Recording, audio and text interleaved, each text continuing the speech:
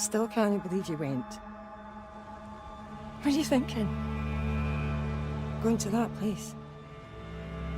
Wish you hadn't got yourself into this mess, but you did. Every once in a great while, a game comes along that you're not expecting. Something that hits out of nowhere for you and absolutely sucks you in. Now, I had no idea that Still Wakes the Deep was even a concept of a game until I came across a Let's Play video from PlayStation Access. I watched only a short bit of the gameplay before realizing that I had to play this for myself. I spend most of my gaming time playing older titles, but sometimes something captures my imagination and I just have to check it out. This was one of those times. Still Wakes the Deep, released in June of 2024, developed by the Chinese Room, which is ironically a British video game developer. Now, they've got quite the pedigree, having produced Dear Esther and Everybody's Gone to the Rapture, among other solid titles. And both of those games I'd eventually like to feature on this channel, but likely not anytime soon. The Chinese Room got their start with some mods for Half-Life 2. Man, it's crazy that that game would come up so soon after my last video. With one of those mods actually being Dear Esther before it was remade as a full-fledged standalone video game. The concept of the game was the product of Chinese Room co-founder Dan Pinchbeck, which I probably pronounced wrong. And he was the director before leaving the company in mid-2023 when John McCormick was promoted from the art director to heading up the project. The decision to use an offshore oil rig was there to add elements of fear of drowning, as well as to put it in a very claustrophobic setting. Still Wakes the Deep is set in Scotland, and the Scottish voice actors add a unique feeling to this game. Now, the voice acting here is absolutely incredible, with the characters coming off as authentic and believable. Is that yous behind schedule then? Oh, not yet. Not if the gods are smiling on us. So mere fucked than ever. Oh, as fucked as you by the sounds of it. Look, you better get up there. The bossman sounds raging. And the subtitles actually do quite a bit to help here, as the actors will use Scottish slang, which makes the dialogue feel even more real, even if you do sometimes need the subtitles to understand exactly what's being said. The game takes place in the 1970s, which helps a lot with keeping it grounded in a degree of reality. There's no real communication with the outside world here. No cell phones or anything like that. Not without traveling to and from the rig by helicopter. So, when things start going to hell, there's no easy way to get help. Now, the two games that I listed from the Chinese Room earlier are in a genre labeled as walking sims. And these kind of games can be divisive, and in a way, you can kind of lump Still Wakes the Deep into that genre, because I mean, there's really no combat to speak of here. A lot of the game is just walking and exploring. But with that said, this game is horror through and through. The overall reception of Still Wakes the Deep has been positive, though the short length of the game has been brought up by some reviewers. It's only about 4 hours or so long at most to get through the entire game. Then there's been criticism towards linear design, but I personally felt like I was experiencing a carefully crafted experience, so that didn't really bother me at all. But if you wanted to know what other people thought of the game, you'd be looking elsewhere instead of watching this video. So with that said, let's dive headfirst into Still Wakes the Deep.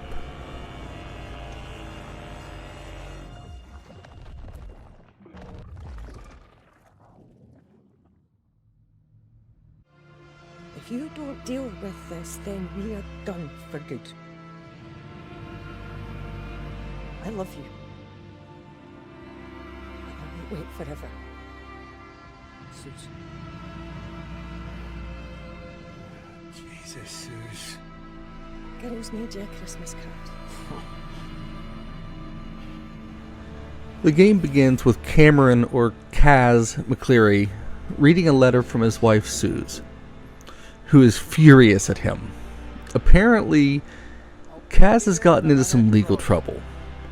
We find out that he assaulted a man named Billy Chamberlain, and instead of dealing with the fallout, he just left to take on an oil rig job as an electrician.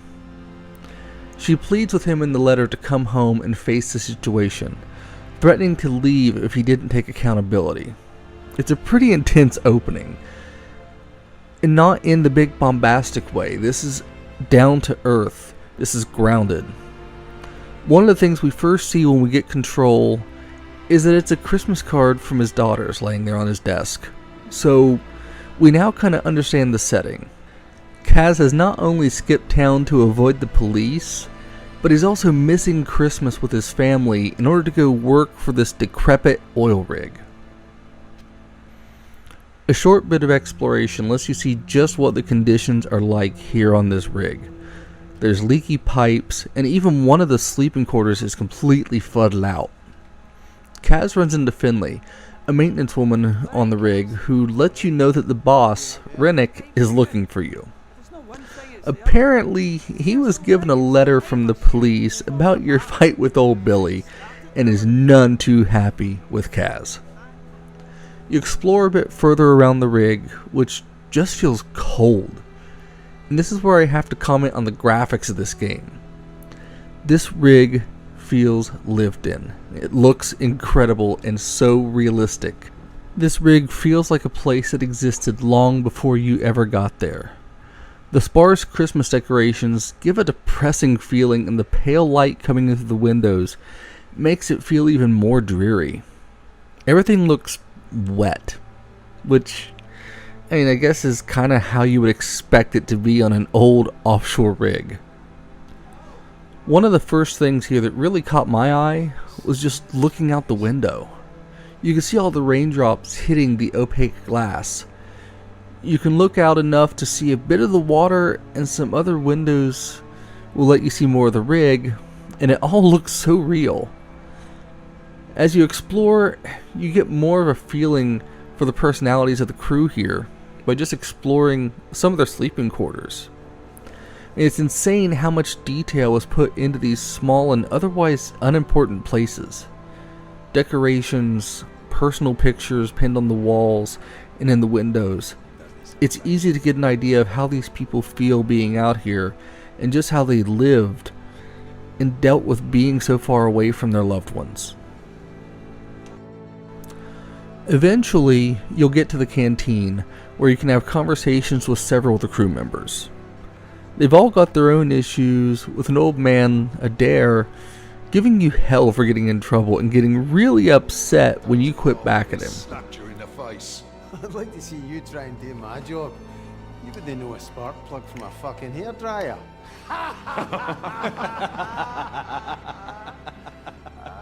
Watch your mouth, McCleary.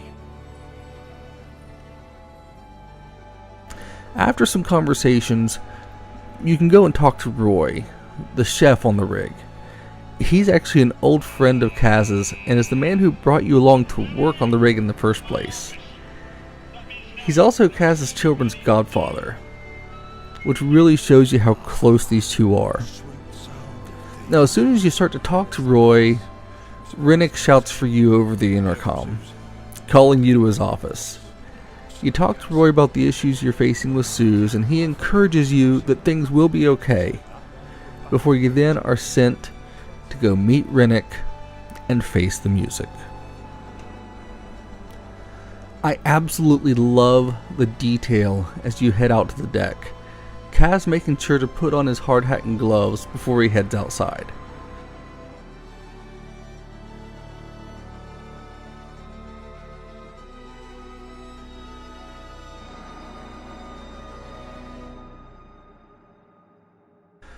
The place just looks and feels cold.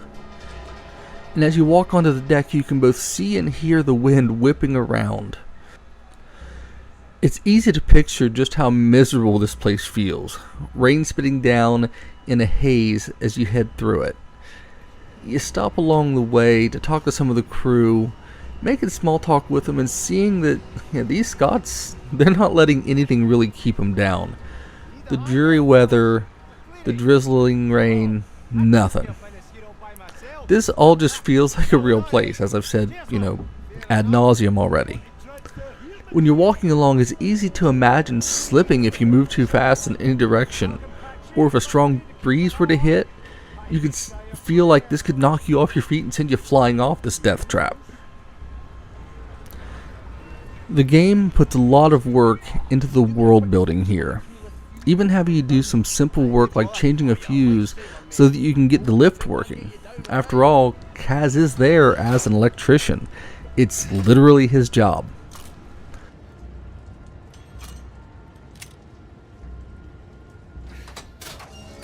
The lift moves nice and slow, no big rush here, giving you a chance to look around the rig as you're going up and take in a breathtaking view of this entire place before you eventually reach the top, where you get to go knock on the door of the ever grumpy Rennick.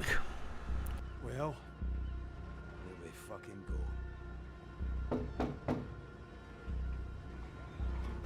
Now, eventually he'll invite you inside, and he's not exactly a delight. If you've ever worked for a boss who was just overbearing and nasty, you can kind of understand how Kaz must feel here.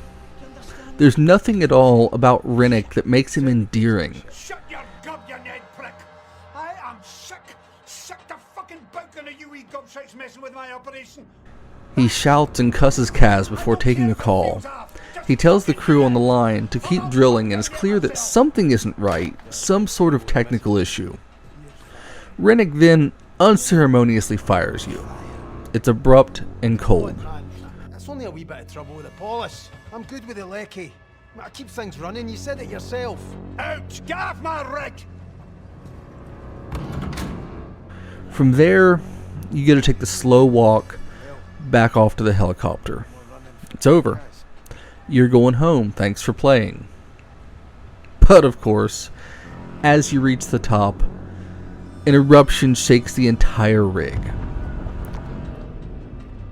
Jesus, Gregor! You run to the aid of Gregor, another one of your crewmates, but there's nothing you can do as he's hanging off the edge for dear life. Now, the moment Kaz turns away, another quake sends him toppling back over and into the ocean below.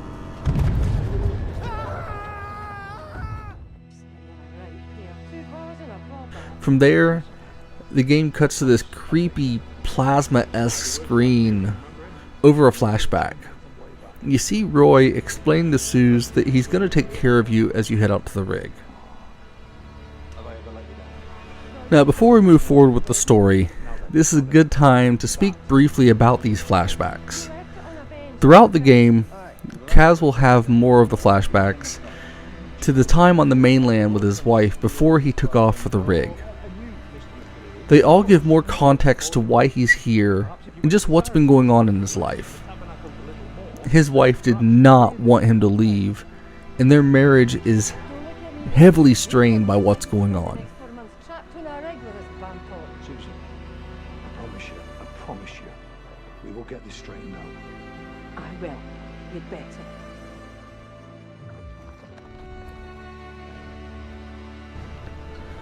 Now, you end up being pulled on board again by a few of your crewmates, and when you do come to, now you have to start trying to figure out exactly what's going on and pick up the pieces of this mess.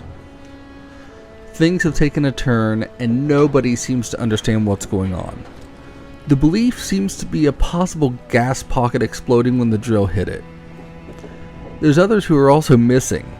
They didn't find Gregor, and they say many others are still missing. Thank Christ! You're right being up on your feet! My heat's killing me, but... Aye, I think so. You got me out. Did you get Gregor? I got you, aye. At this point, Brody has you help him try to get Rafts out of the dive pod, which is jammed and locked somehow. Rafts Now, you spoke with Brody and Rafts back in the canteen earlier about the dive, and Brody feels guilty here, not sure what's going on and why Rafts is freaking out, but he remembers that he promised him that he'd be alright. Really filling the lad with confidence there, Cass. Sorry, wee man. Don't worry about it. Brody's good. Now, after you help Brody, you make your way down through the underrigging to try to get around to engineering so that you can figure out what has happened. The suspense here is in not knowing, and it's intense. The underrigging is damaged from the blast, as well as some clear lack of care. As you make your way through, it's falling apart, making you wonder if your next step will be your last as the whole thing just falls down around you.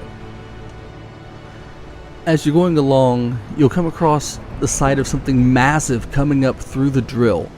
A weird spiral, and as you get close to it, the plasma view creeps over your screen again. Whatever this is, it's not good. You turn your focus back to getting around and struggle with the terrible underrigging. This section looks like it was a death trap before the explosion. Douglas, another crew member of course, shouts out for you to hurry inside, and you end up having to break a lock, which is something you'll find yourself doing a lot throughout this game. From there, you make your way along a narrow beam, dealing with fire and more before having to take a leap of faith, literally, to grab a ladder and climb up. This section is intense and serves as a great tutorial, getting you used to the mechanics that you're going to need to make your way through the game. And if you get through the underrigging and you thought that was scary, this game is just getting started.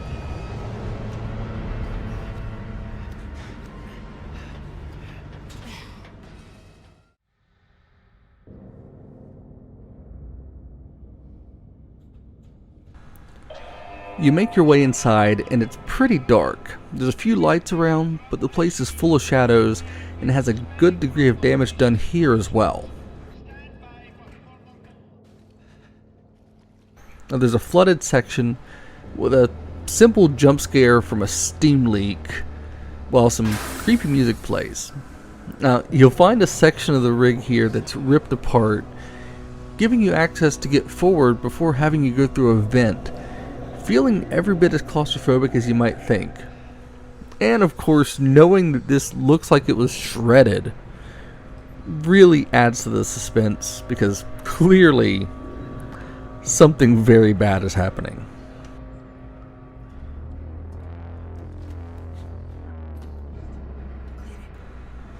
Eventually, you run back into Finley, the same maintenance woman that you met earlier at the beginning of the game. She warned you that one of the other crew members has seemingly gotten mad, and of course you're locked alone in the section where he's lurking, a man named Gibbo. You can make your way through the section with tanks, and the added concern that you're not alone makes this whole thing even more unnerving. You get a view of a really disturbing thing, but you really can't make out what it is just yet.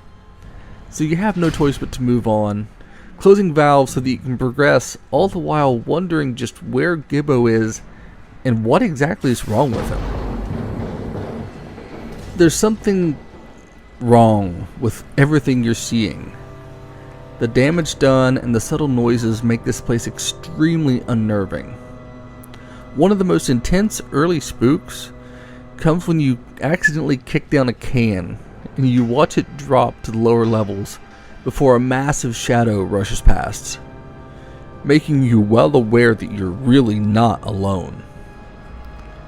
After this, you'll hear Gibbo talking and laughing as you make your way through a flooded portion, which forces you to crawl through the water in some places. Once you start to climb higher, you'll come across a trap door, and as you make your way down it, you hear Gibbo shouting and you end up being knocked down to the bottom, forced to scurry through a flooded section as you can hear the shouting, where you eventually run into Douglas, the man who had only minutes earlier told you to hurry inside, now hanging on a ladder, dead. And in order to get forward, you have to push his body out of the way. Another chilling scene that, while it's not even that gruesome, these characters all, like I said, they feel human, they feel real. They're people that Kaz knew. And you've got to push your buddy out of the way in order to keep going. Pretty messed up stuff. After that, you'll start making your way higher, hearing the voice of Gibbo as he's begging for help, but there's nothing you can do for him. You have to keep going and you have to get free from him, making your way back up to accommodations. Sorry, Gibbo.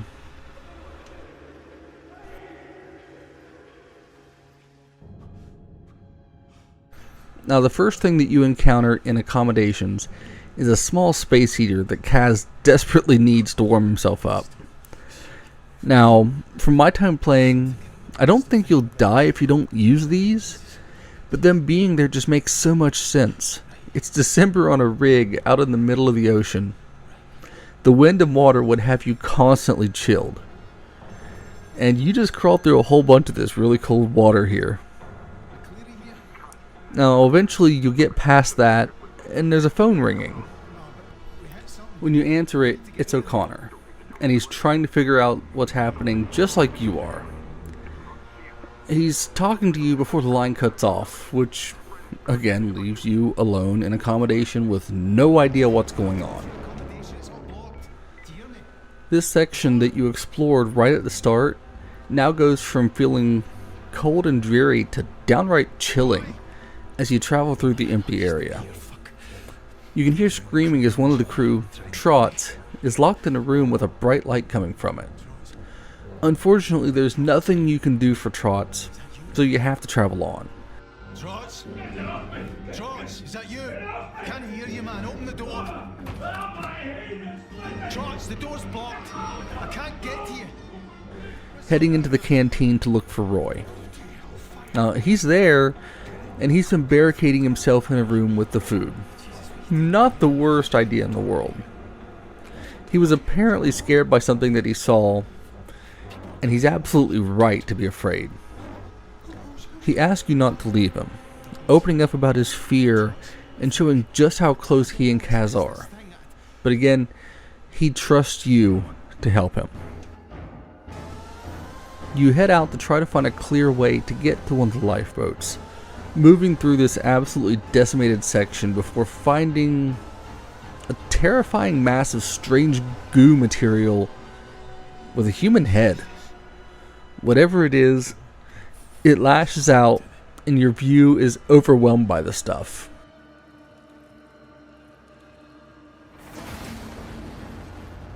Jesus. Ah, my heat. Ah, fucking hell. You hear shouting and growling from another room, and you have to head in deeper before deciding to go ahead and just head portside. Now, mercifully, you're back outside, and now you got to try to figure out a way down to the boats. You can hear another crewman screaming for help, and some terrible ripping sounds. Stairs and other parts of the machinery are falling off of this rig. The place is a total death trap at this point, and you're forced to make the treacherous climb down. Once you get to the first lifeboat, the entire mechanism is wrecked and it's heavily damaged. Fortunately, the second boat looks like it's in pretty good shape. You just have to pull the pins and hit the release. Nothing too big, and then you'll be on your way to safety. Right. Now the lever. Get it into position. Nearly out of this. Or you would be if this rig wasn't so crappy that it just drops the boat down into the ocean, leaving you with no other choice. You've got to find your way back up now. Perfect. Now fucking what? At this point, Rennick calls and tells everyone to evacuate to the helicopter, and he lets you know that he's still not pleased with you, or if he is, he's about as much as he was before. Now, you've almost immediately got to put out a fire in order to progress, just adding to the stress of the situation. You're on an oil rig with random fires. Doesn't that sound fun? And then from there, you run into another ringing phone. Inez is on the line asking you to help as you can hear someone screaming. And then the call drops.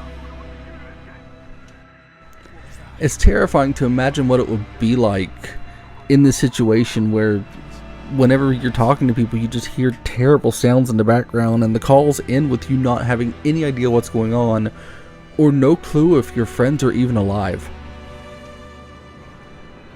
After this, Kaz will make his way back up into accommodations and he has to find his way back to Roy.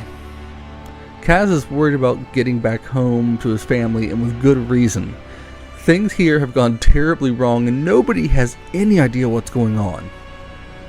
Of course, your way is blocked by more of this weird tentacle-like crap that's spread throughout the entire rig, meaning you have to find another way up through the vents and the sub-ceiling.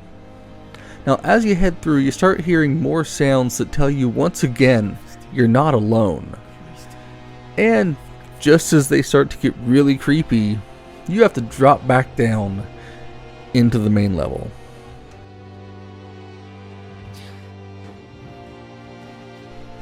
Now, you're hiding and trying to outsmart a creeping mass of mutated flesh that was once your friend Trot's.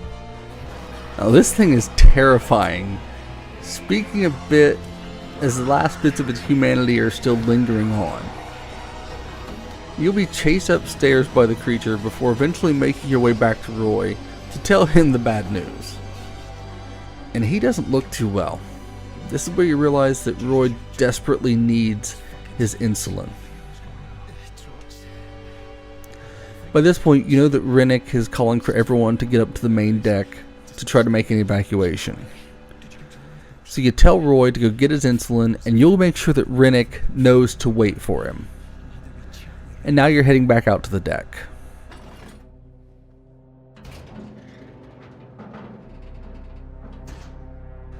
You've made this walk before, back across the same way that you went to get fired in the first place. But it's much creepier now as the fog has set in, and there's an echoing howl coming from somewhere. You head down to the main deck, and you hear Rennick giving a warning to hurry up or be left behind. What a real swell guy and a great leader. Once you get down to the main deck, the situation goes from bad to, oh my god, so much worse.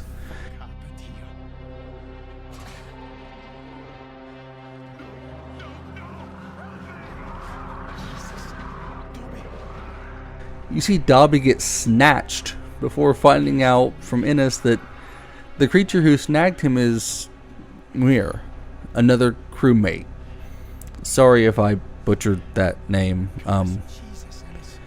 Yeah, I'm not the best with some of these.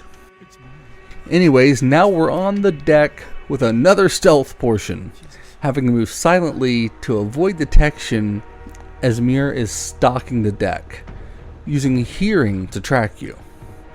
Even though this is an open area, it feels extremely cramped with this massive creature overhead looking for you. Now thankfully, you can use some objects here to distract this mess, but eventually you're going to have to make a run for it, getting banged up and nearly tossed into the sea before you finally make your way to the lift.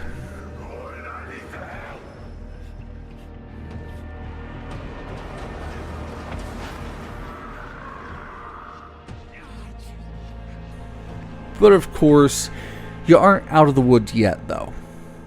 This is the first part in the game where I really started to recognize one of the more gaming aspects. You know, there will be yellow paint spotted around in a lot of areas here as a sort of guide marker. I mean, it is subtle and it's pretty easy to ignore because, well, there would be paint and stuff like that here on a rig, and everything did get thrown around.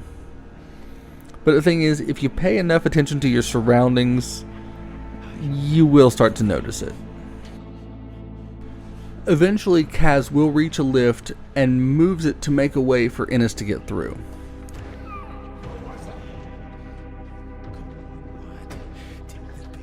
After that, you're sneaking around to the main lift that you need to get out of here, but just as you get there, Ennis gets grabbed, leaving you helpless as the lift takes you up to the helipad. There's nothing you can do here. It's painfully slow, and you can hear the chopper blades getting louder as this whole scene just gets even more unnerving.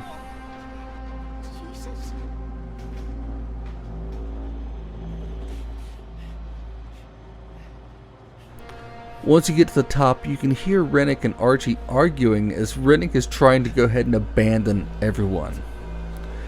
You rush your way around the deck, and you can clearly get into their line of sight, waving them down, but they take off without you, leaving you completely stranded. Nothing to do here. But before you have a time to really think about what's happening, the chopper comes back completely out of control and crashes into the side of the rig. Which does play into one of those horror tropes where if it can go wrong, it will go wrong. And if it doesn't make sense, that's just part of the plot. You wind up knocked down by this crash, and you go into another flashback where Suze is arguing with you about your plans to leave to go onto the rig. She's pissed and trying to talk you out of heading out with Roy. She wants you to go deal with these issues and threatens to leave you if you take the job. Into the middle of the North Sea. My mum always said I'd married beneath me, Kaz, but I thought you were smarter than this. I'm fucking doing my best. No, you're not doing your best. What do you know about oil rigs, you roaster? I'm good with the likeit. Terrace houses, Kaz, flats, maybe a shop, if you're feeling adventurous. Roy's put in the work. And there, you wake up while trying to carry on the conversation, and you get to see the damage left by the helicopter. The messed up part about this is that if you had managed to get there and try to escape, you'd have been in that wreck. Now there's not much else to do, so you head down to Rennick's office and take a call from Brody, telling him just how screwed you are as he tries to get you to get down and get to the generators before things get even worse. Now you agree, as you know, if the power goes out, it's... and there it does. Just that fast. Now you've got nothing to do but make your way down. This whole thing is such a mess. This game becomes relentless once you get going. Something's always happening, something's always going wrong, and there's no real breathing room. The tension just stays high. When you get back inside, Scooby calls to warn you that he is hunting you. No, not Scooby himself. Something far worse. You'll head deeper inside, putting out some more fires as you move through the wrecked area, seeing just how torn apart everything here is. The place is crumbling as you move through it, and you end up seeing the massive head of Rennick, which leads to a really intense chase scene that nearly gave me a heart attack when I played through it. Especially when you have to crawl as he's coming after you, and you're left wondering where he went. You got only moments there before he's right back on your tail, leaving you scrambling. The breaks in this chase make it even more terrifying when it picks back up, because you're left just wondering when and where you have to go and where he's coming from. But eventually you will escape back outside and away from him. The boss is off your ass for now.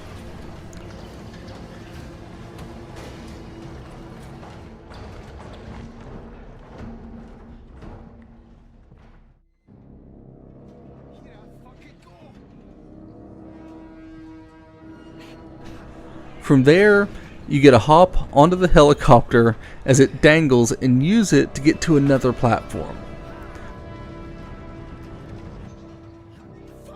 Moments afterwards, it falls back into the ocean as well.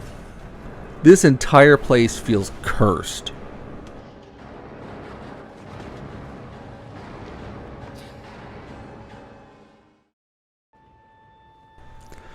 You get to do some more exploration before another call from another crewmate comes in.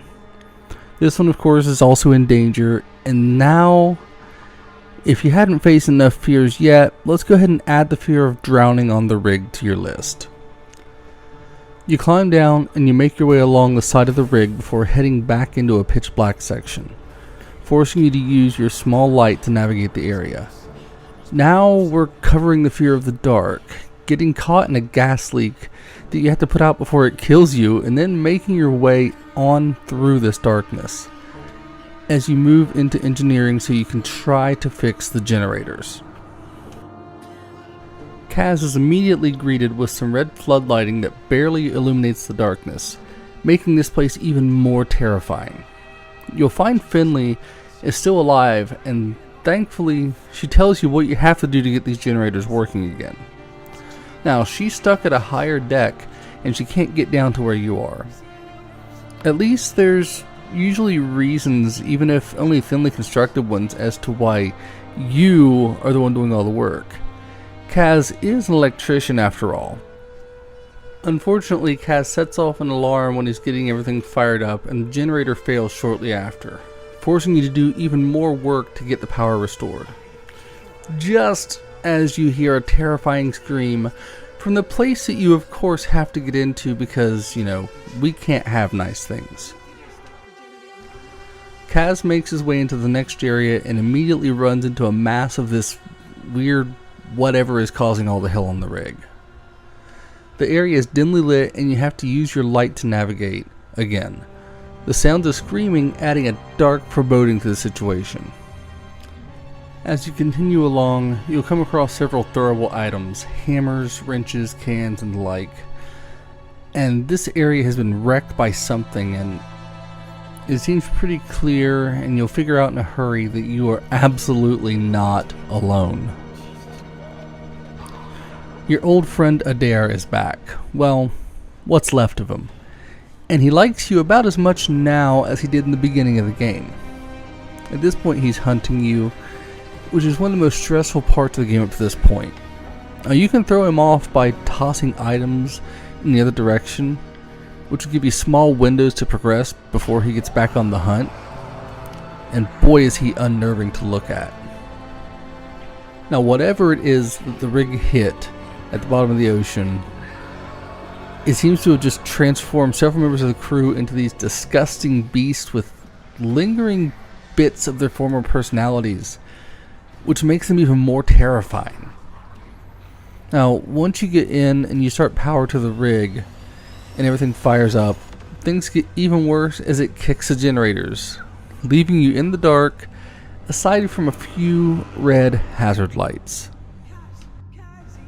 Finley shows back up and tells you that you have to go turn on the generator again so that she can find and fix the fault. So now we get to go back out and face Adair again. Now, he's gone for the moment, but that does nothing to lessen the tension as you have to fire back up the noisy generator before being sent back to mud handling as you have to start playing more hide and seek. Now, this is one of the only times in the game where I felt like things were getting a little bit tedious. The constant crouching and hiding in small spaces just to toss items and lure him away was pretty stressful, but I really just wanted to get out of this section by the time that I finally got through mud handling. Thankfully, the last bit, when it became a short chase sequence, brought the energy right back up. Now it was just a matter of getting to the fault in mud handling. When you get to the fuse box to fix the fault, Adair shows back up and tries to get you as you make your way out of the cage section that you're in. You have to hide and sneak through some tight quarters to make your way out and back over to turn on the power. While I understand what the developers were going for here, it felt a bit like padding with all the back and forth around Adair. And for me at least, he became less intimidating as I make my way through the area. Now, you'll get the power eventually restored before you get another call. And this time it's Brody. with even more bad news. The rig is sinking, so now you have to go and lower the pontoons to help keep the rig from sinking under the waves. Now, the bad news just never seems to stop here. Brody encourages you, pointing out that you're lucky because, you know, this has all been lucky so far. But you get what he means. You head out now and start to make your way down to save this death trap again. From here, you find yourself putting out some fires and making your way lower through the collapsing structure to reach the pontoons.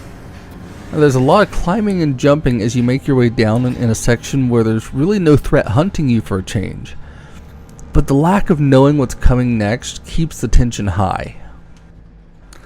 Battling the unknown can be extremely satisfying, and the time here trying to level out and keep the rig from sinking is less eventful, but the entire time you're just waiting on the next horror to jump out at you as you lower the first pontoon.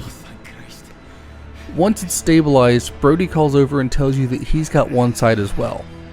So now you're halfway through this section already, and now you get to swim through the filthy oil and water.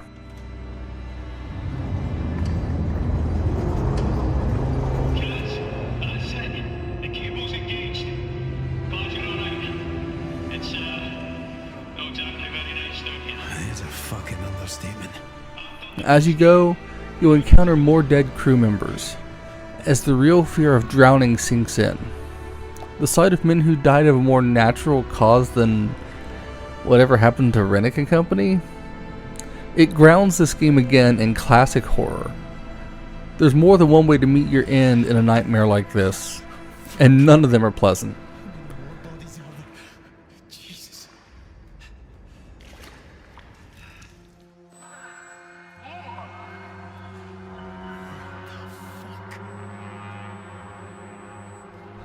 You get to a flooded area, and a speaker is all sorts of messed up. Or a voice in your head, maybe? I mean, it doesn't last long, and then eventually you'll move on to open a floodgate, where more of your co-workers wash in, and here's where true fear sets in.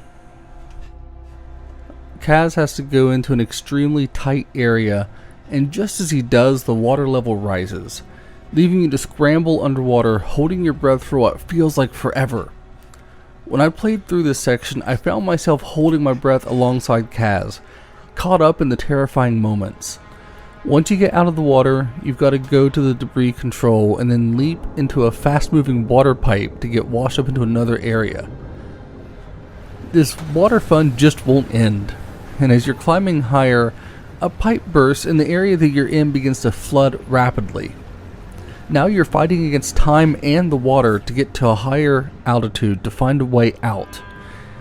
Seeing the gratings over your head as you're going up can be extremely stress-inducing, and there's only your tiny light, and it's so easy to lose all sense of direction as you're trying to get higher and avoid drowning.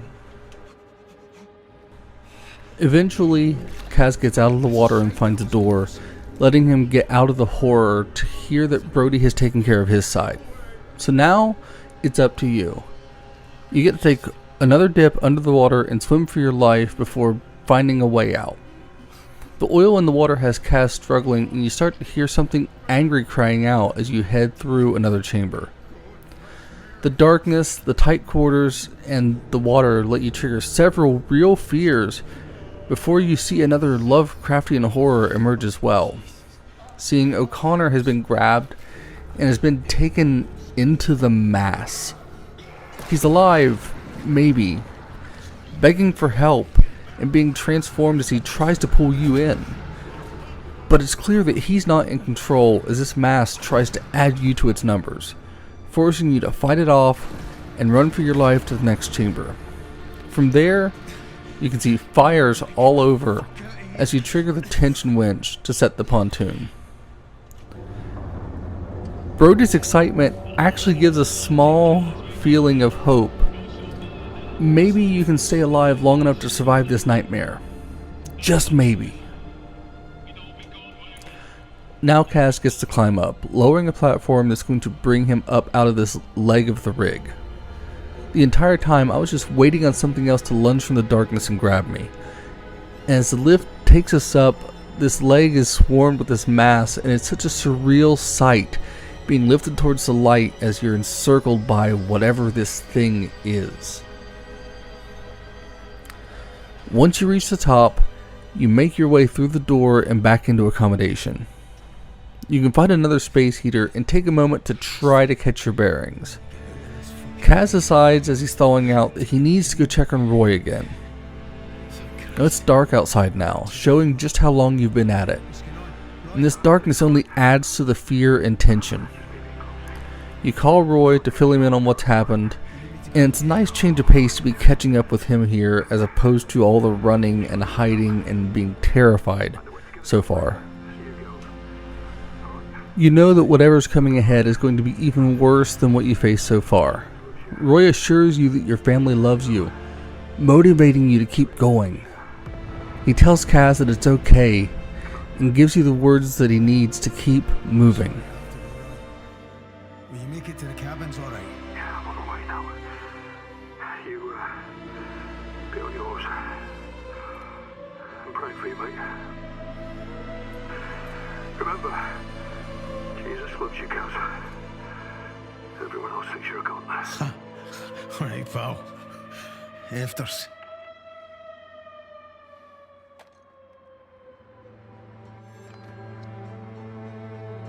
Hello? Hello? Anyone there?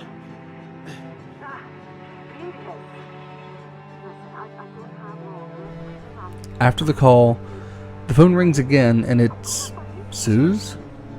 But it makes no sense. She has no way to reach you. It's all playing in your mind. You hear yourself as well and hang up knowing that this is very wrong. You're beautiful like that. Aye? Well, I feel like an elephant. Christ, what is this? Suze! Suze?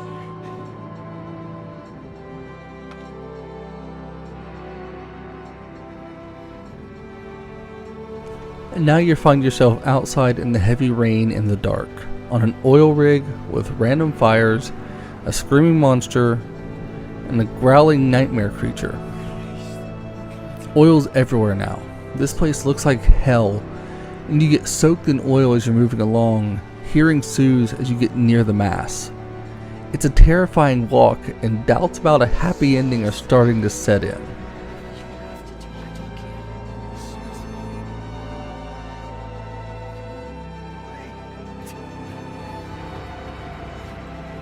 Brody. Fucking hell, how you doing? Better than you by the looks of it. Did you see any others? You finally catch up to Brody, and he tells you that the stack is now messed up too. The stack could fail, and everything will go boom. Now Finley is off trying to get past Rennick, and things have gone to hell. You got no choice now. You have to go over to fix the stack. Brody reminds you that you don't know how to work the controls, so you get to do the dangerous stuff. You know, because you haven't done enough of that already today.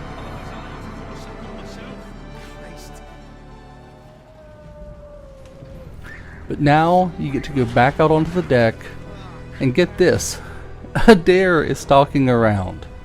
So now you're creeping along in the rain, trying to hide from a dare as you make your way across the rig. And he knows you're around and he tries to get to you, even damaging the lift.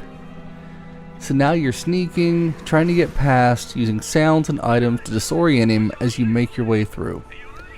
Now the good thing is that by now you know the drill on this kind of stuff. But that does nothing to make it less tense. You'll eventually get to the wheel, and the igniter doesn't work. So now, you have to go onto the stack and manually light it. But, only after you wave to Brody to let him know that you absolutely understand the job.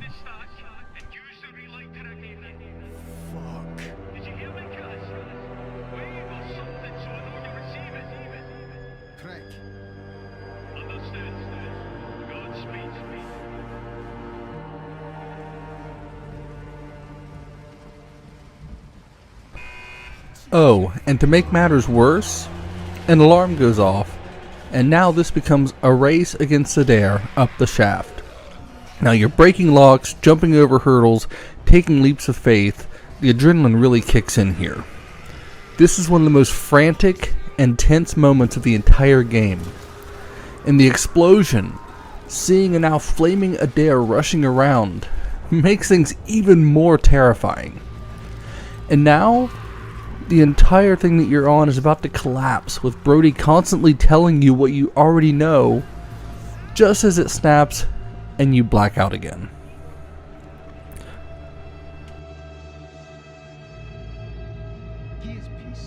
Oh, I'm sorry, love. I'm not being difficult. I'm just trying to pick up the pieces of your mess. He wouldn't let it go, okay? He's carried a fucking torch for you since school. He's always hated me for being the bigger man and for having you in those beautiful fucking wains. Oh, no.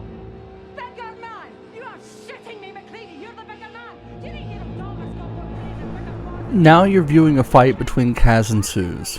It's heartbreaking. Suze is at her wit's end and just wants Kaz to make things better. Listening to the fight, this is the kind of thing that so many people go through.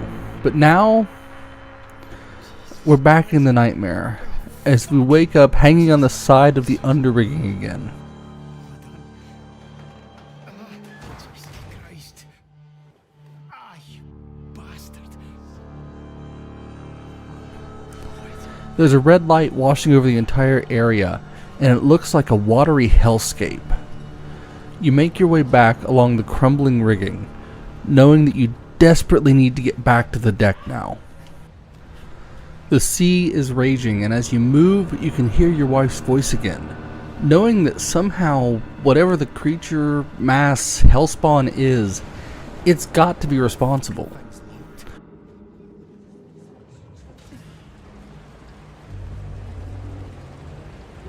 You mercifully find a stairway leading up that lets you avoid even more backtracking, but it feels like the whole thing is about to crumble. This fleshy mess consuming the rig as you're struggling along, just trying desperately to get back up.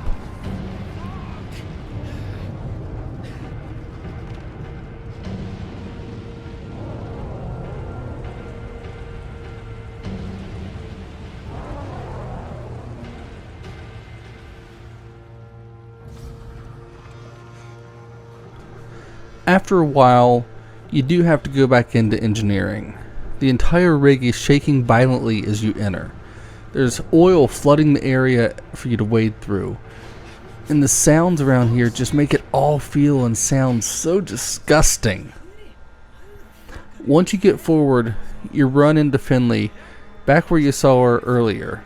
And now she's with Brody. There's a small reunion, and right on cue, Brody has another job for us. Now, when I first heard this, I groaned in frustration. And it's not that I wasn't enjoying the game, but just this constant, here's a job, go do it situation was just grating on me. I wanted to feel like I was making progress again. And thankfully, mercifully, Roy calls over the intercom asking for help. Kaz argues with Brody briefly and makes it clear that he's going to go help Roy.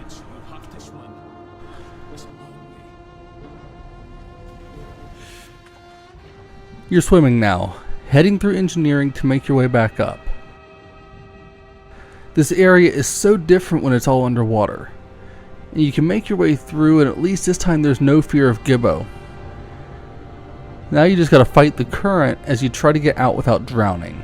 The situation is dire now. This water looks filthy. It's mixed with oil as well as all the other filth that comes with a rig. And you climb a familiar climb as the game's taking you full circle here. There's a feeling of desperation as Kaz can only focus on what's happening now. There's no time to worry about what to do next. He rushes through the flooded area. Despite the fear of drowning, this somehow feels like a reprieve after all that you've conquered to get this far. This climb feels exhausting, and you can hear how tired Kaz is in his breathing. This day has definitely taken its toll. This can't be real. Come on, guys, come on, keep it together. For fuck's sake. After another space heater and a few moments of reflection, It's time to find your way back onto the deck. The darkness makes it feel even more claustrophobic now that you're heading down a ruined hall, having to head through a vent hole to progress. The random red floodlights in this disgusting masses make it feel like you're crawling through hell. Eventually, you head through a long vent and you hear a familiar voice of Trot's. Now you sneak through into another room via a vent, and the mass is screwing bad with your vision before you get to do a chase sequence to the vents with Trot's. From here, it's back through the disgusting oil and water flooding a few rooms as you hear him again. He tries to pull you in, and mercifully part of the building collapses to take care of Trot's. Sorry, buddy. But now, Kaz can exit the accommodations onto the roof.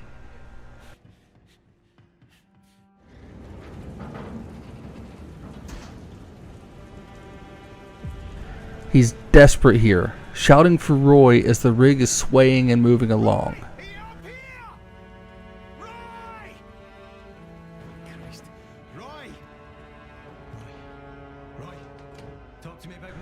You'll get to the room that Roy is holed up in, but it's too late. Roy didn't make it. Please wake up. Wake up, come on. Oh, you bastard. Not done in by any creature or anything like that, but from not getting his insulin. You were too late. Kaz is heartbroken. Roy was his best friend, the godfather of his children. He was family, and now he's gone. Kaz is lost. He doesn't know what to do. There's been plenty to be scared about, but this brought me to tears. She loved you, big man. She really loved you.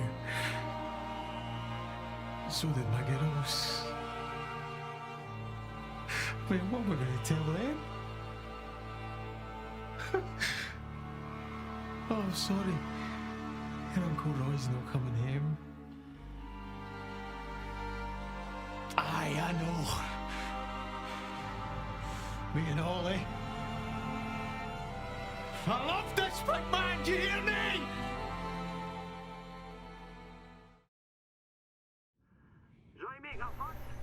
Finley calls you to go do her job and is heckling you about Roy, not knowing what happened. Eventually you have to tell her the news, and it's a somber moment. Oh, Jesus. God. Did you not make it? It was too late. Oh, fuck. I'm sorry, Kaz. No. We all loved the big man, eh? I let him down. He was relying on me. No. There's been so much death already, but this one hits different. The thing is, as much as it hurts, we have to keep moving. There's no time to rest and process what's going on.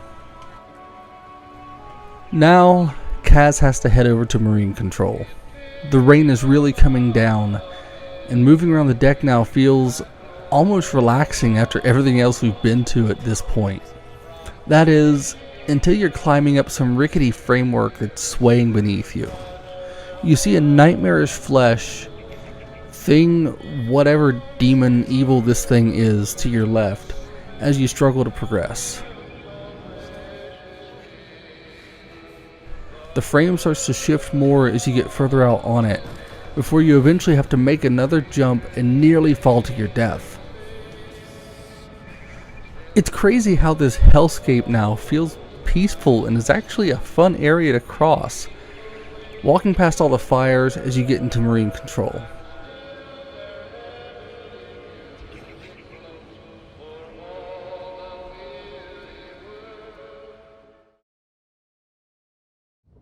Jesus, fuck. And now you see Roper is being absorbed into the mass before calling Finley. It's alright. I just need She starts to walk you through the process of what you have to do. Kaz sounds almost numb now as he talks to her before moving around to explore the area. Thankfully, this area is not too hard to navigate. You take a key from Roper and you flip a switch before flooding a pontoon. You have to go back and forth talking to Finley for instructions here before the rig starts to move a bit and head to drill ops, as Finley seems to actually be excited for once, and she's showing some optimism, which is a real nice change for everything else that's been going on.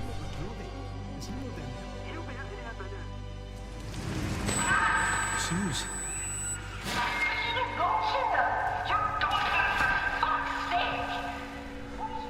As you start to head down the stairs, you hear Suze in your head again, and a door opens up, flooding the hall with water and washing you off. You climb up and get snagged by the mass as it wants you now, and you get flooded again, swimming upward. This whole thing is such a mess. The rooms are all lit up red, and everything is shaking and flooding. It's an absolutely terrible experience, coming up for air when you can, as you have to keep swimming along and searching desperately for a way out.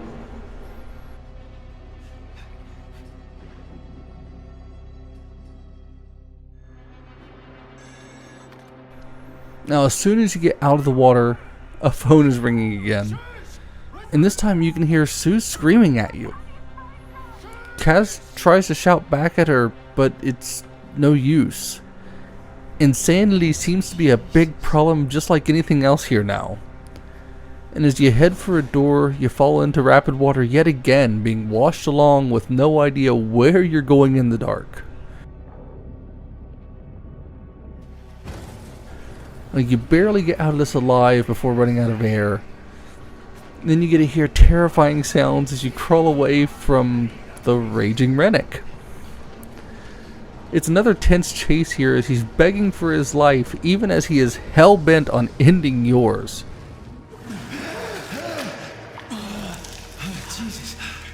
Jesus, that was... Oh, fuck. You rest in peace, you cunt. Christ, I've got to get the fuck out of here. You'll eventually escape him, leaving him behind in the water as you make your way to drill operations. And it's around this point when you get the feeling that things have to be wrapping up soon. And somehow, they aren't getting any better. Finley's on the phone and she lets you talk to Brody. He lets you know that he is trapped in the pontoons now. The rig is close to total disaster and Brody's a goner. He seems relegated to his fate and is disturbingly calm. It's so sad to listen to him as he, well... just listen for yourself. I'm already back on Skye. You've never seen water like that, Kaz. Clear, peaceful. You just let go and everything's fine. Aye. That sounds beautiful. You go one day. Bye.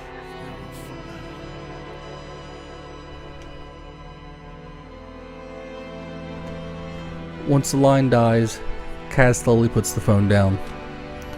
He turns to Finley, who seems to have her own plan now, and she's got an idea to end this. Captain, alright, what do you mean? I'm ending this. Fucking now. No, come back. Finally! Now you're the one giving chase, rushing after Finley as everything around you is falling apart.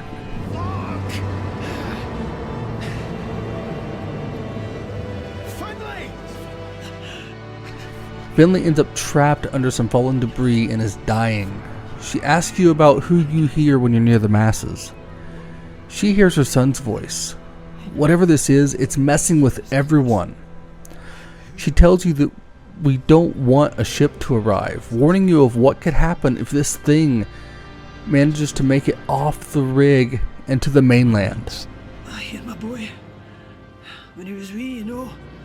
I hear him now. He's singing.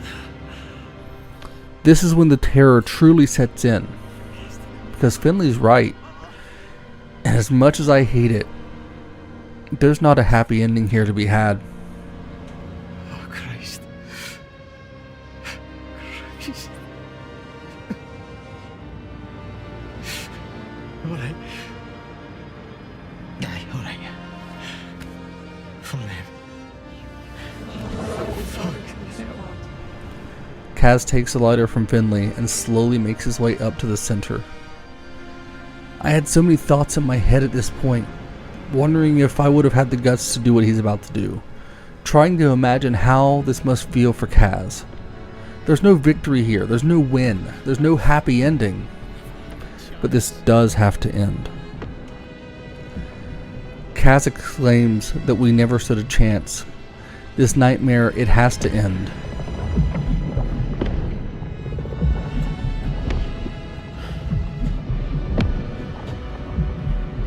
I'm sorry, Sus. I'm so sorry.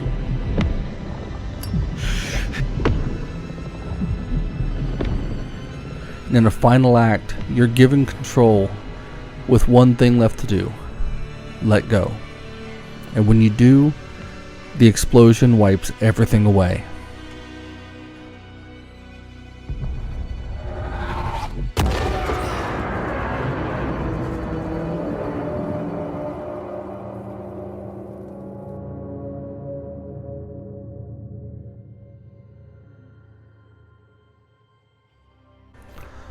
Now you're taken back to Kaz and Suze having a pleasant conversation. It's peaceful. But listening to this feels like a dull pain. Somehow comforting despite how it hurts. Kaz's most important moments are flashing here now. He promises to be there for his family, and then... Well, looks like someone did a good job of spreading it about your face.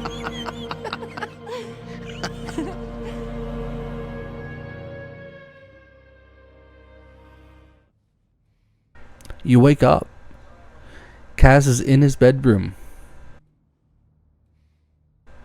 I didn't know what in the hell was going on here, but as I looked around, I felt some semblance of peace. There's photos to look at, and then... Kiss the Waynes for me. Tell them I'll be back for Christmas. I'm sorry, Sus.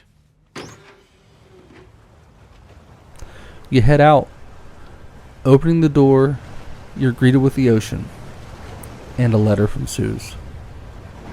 Hey, Kaz. And that's it. I'm sorry it's been so hard. I just wanted to send you this. To say we'll get through it. I know we will. Just take care out there and bring my beautiful big gallus man back home in one piece, okay?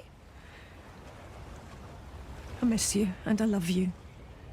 And the girls miss and love you. I'm still raging. This letter will never reach Kaz. He's a good man. This is the saddest part of the entire game. Listening to Suze read a letter to her love that will never reach him. And that's all there is. That is still wakes the deep. To keep you safe and close and make sure you know to come home to us. I love you, Cameron McCleary. Be safe out there on those waters. My man. My love.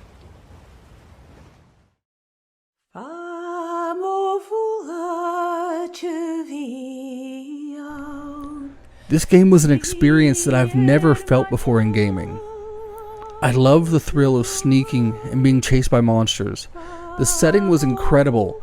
Hearing all the banter with the crew, let alone all these graphics and the high quality here of production, lets you feel the cold, wet discomfort of living on the rig. This is Lovecraftian horror, grounded by real-life fears, with a sense of hopelessness that is constantly lingering as you play on, desperate to get to the end. Throughout the game, it was impossible to listen to the bits with Suze and not think about my own failures, doubts, fears with my family. The feeling that you're doing something for them that you know is also bringing them pain. It's a feeling I've lived through, and it's more painful than anything else I've ever experienced. And here, Kaz has those same feelings going on in his mind as he's trying to stay alive on this cursed and doomed rig. The concerns and a feeling of futility is all too real. I absolutely loved Still Wakes the Deep, and getting to really let my feelings cook down into something tangible while working on this video has been an incredible and somewhat painful experience. But I feel like the important thing that they want you to walk away with from this game, and of course I could be wrong, but I believe that it's this: always hold tight the people that you love, and always cherish every moment you have with them, because life is fleeting. I wish I had a happier note to end on here, but I don't think it would be fitting. I hope you enjoyed this video. Yet again, it's been a challenge that I never imagined I'd get from such a short, small game. And I really hope that you've enjoyed taking this journey through it with me. I'm the Unhinged Gamer, and I look forward to seeing you again in the next video. Thank you.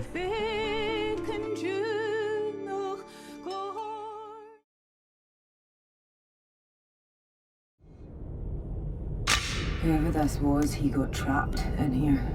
He died trying to claw his way out. An air vent. Shockingly ago.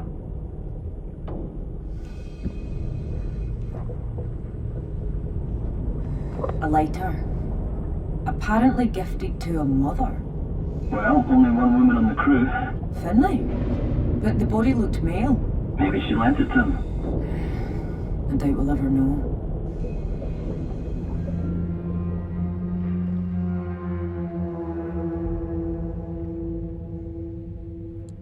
So, we're about a year out from my complete Still Wakes the Deep retrospective, and now it's not so complete. The Chinese room are at it again with another journey to the cursed oil rig, and so my video's title became a lie. So now I look to solve that. For now, provided they don't just release more DLC to keep making me return to this nightmare. But seriously, I'm happy to be back into the world of Still Wakes the Deep. This is one of my favorite games of this generation, and it shows that the horror genre is alive and well, turning what feels at times like a walking sim into a panic-inducing fight for survival.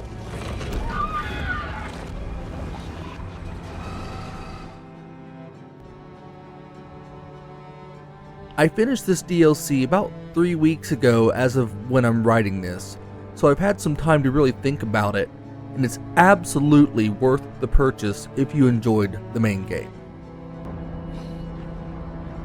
This won't be like my usual retrospectives, as it isn't a full game, and there's not a lot for me to cover regarding the production of this.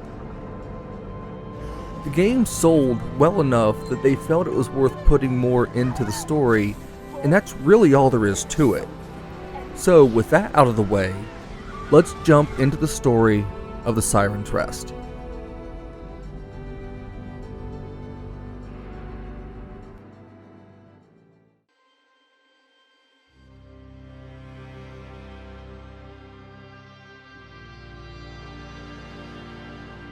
When we ended Still Wakes the Deep, everyone died.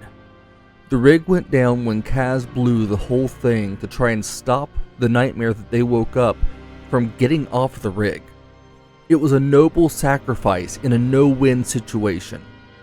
But there's always more to the story. The people who passed away had families, they had friends, people back home who were left with only questions, as the rig was now on the bottom of the cold ocean floor. This situation left collateral damage. Kaz was just one of those who left his loved ones behind to pick up the pieces. And at the start of Sirens Rest, a little over 10 years had passed since the events of the main game. Now, we're going back to try to figure out just what happened on that day.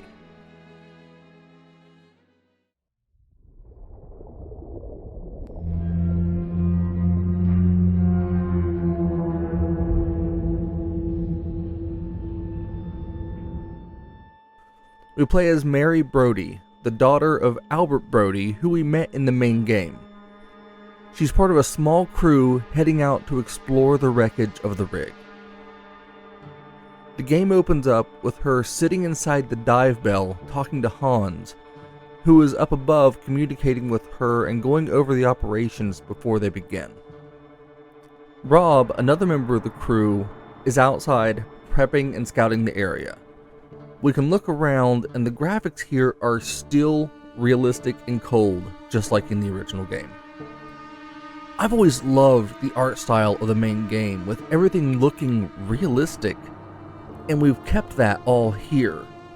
The handwritten bits on the wall look like they were really handwritten, and it's easy to get into this world.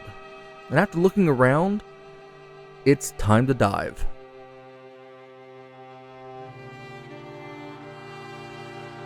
As soon as we get into the water, we see Rob standing there looking down over the area, and the graphics here are intense. The water is really convincing, even seeing small particles in it. And that's enough procrastination. It's time to go exploring and find out what happened a decade ago. We depart from the ledge that we're on, and we have to go clear the trench. We can explore here, but the game does have ways to keep us from getting too far off course. So, we follow the sight of the flares in the distance as the two speak. When we get to the other side, there's pieces of the rig strewn about. It's a wild sight, and it drew me in until...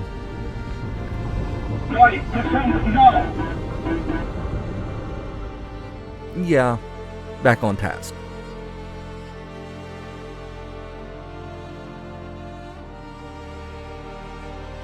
Exploring the wreckage gives us a reminder of how massive the rig was, despite the claustrophobic feeling when you were exploring it. We eventually come to a door and break into the old remains to really start the adventure. Our job here is to collect any relics of interest and to take pictures to document the deceased crew that we find, hoping that our exploration will let us learn a little more about what happened. The first thing we find is a picture that's in surprisingly good shape, already a bit disarming as we explore. Busting down doors and swimming through the submerged ship is pretty interesting. We come across the deputy deck office and learn that the photo we found was likely Corvin's, before pushing further inside. The rust and damage from the ocean on this structure is wild, and as we turn a corner, our first body. Now, we're only supposed to document the bodies and absolutely do not disturb them, so we can only piece together what bits we can from everything around. Taking the pictures, though, to document his death feels terrible. But I know that we're doing this to try and tell the story of what happened, to give some dignity and honor to those who lost their lives here. And knowing that there are people who are sent to these types of scenes for real, it's a lot to think about. But we have to keep going.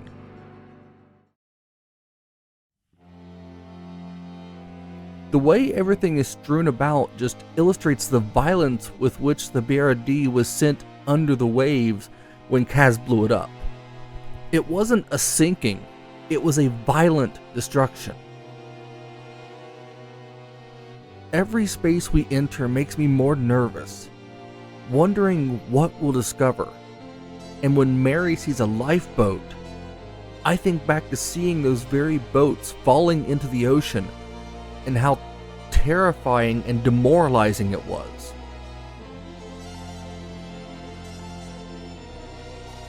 And when she finds the life jackets and realizes that nobody ever got to the boats, I think to Kaz when he saw the boats fall, cutting him off as he was desperately trying to evacuate. The terror and fear that the crew felt lingering in the back of my mind. I'm thankful for Mary that she doesn't have to deal with all of that as she explores. Thankful that she hasn't seen the nightmares that the crew, that her father had to face.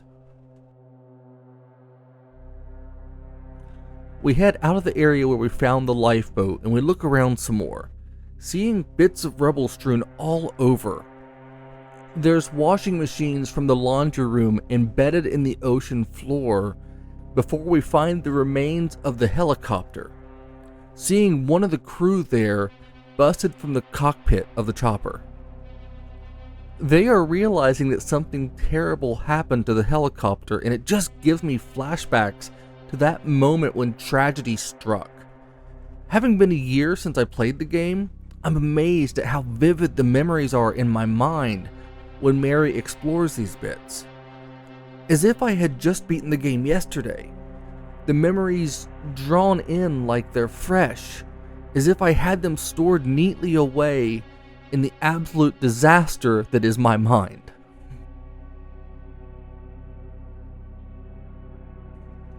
The details are what really stand out, and I know that I've spoken about them before, but seriously, this all looks as much like something that you would see in a big production documentary exploring the ocean as you'd imagine. And when we find the Hindu idol, I barely remember Sunil, and as they talk about his wife and what she and Sunil kept the idols for when he was away, it was a means to feel together while separated. It's heart-wrenching, as in the game we only really get to think about what's going on with Kaz, and now we're seeing a bit more about who the others were. They were people. The extra look at something bigger than ourselves really puts the sense of loss into perspective. It's after this that they explain that they've basically got more hose for this umbilical than we would ever run out of length for. Which does address that, thankfully, even if the cord does sometimes feel a bit obnoxious, it's nice that they at least tried to address it.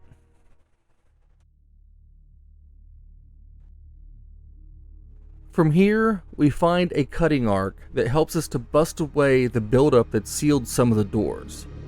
And after a little bit of struggling and ineptitude, I'm able to figure out what exactly I'm actually supposed to be doing. This took me a laughable amount of time to figure out, but thankfully, I did eventually get it and was able to proceed. Look, I love games, and that doesn't mean that I'm necessarily good at them. But once inside, I started to worry a bit. It was so much darker here, and they used the build-ups on things to help mark areas to check out, which was a clever way to include that gameplay. Holding your hand, but not necessarily holding it tight. We learn a bit more of what we can do here, moving a filing cabinet to head in deeper.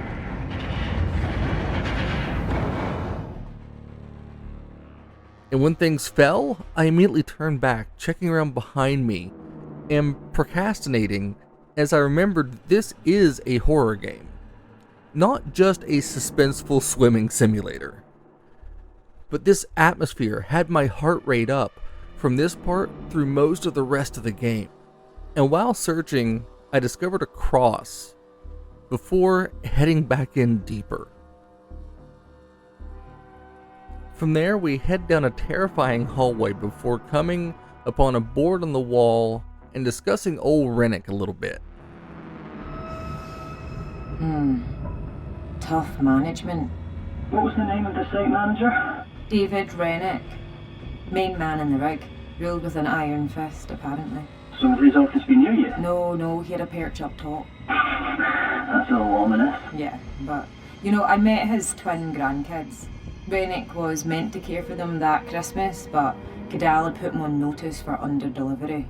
So he stayed here with everyone else, and they all paid the ultimate price. We learned that Rennick was forced to stay on the rig and missed out on spending Christmas with his grandkids. No wonder he was in such a foul mood. It just goes to show that you never really know what someone else is going through, which is a lesson that I try to remember and too often fail to adhere to. And just as I was reflecting on that, the light shifted. Something moves past, and I nearly shut the game off. Mary doesn't realize it yet, but we are not alone down here. We head in another route, moving deeper and pulling away some steel bars before moving into a collapsed room. My God, whole room's collapsed down here. How far? 3 floors, 4? Sounds like a shortcut.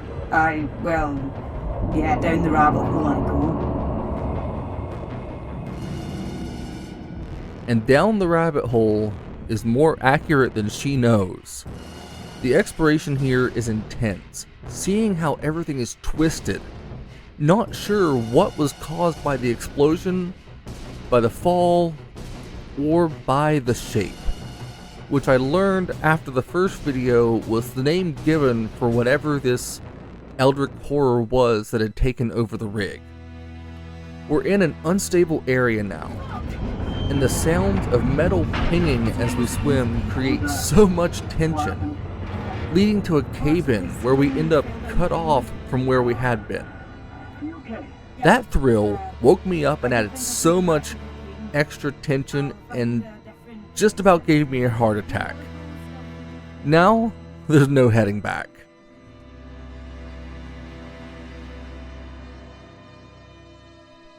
There's nothing to do here, but we see where a wall has been ripped open, giving us glimpses back to that day. But something that they have no way of knowing about from what we've seen so far.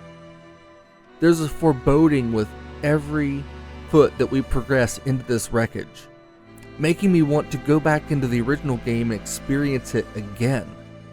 Something I'm sure to do before too much longer. And as we enter a hole, we find another body trapped in a room. And Mary can tell that he's reaching down for something, seeing the struggle of his final moments.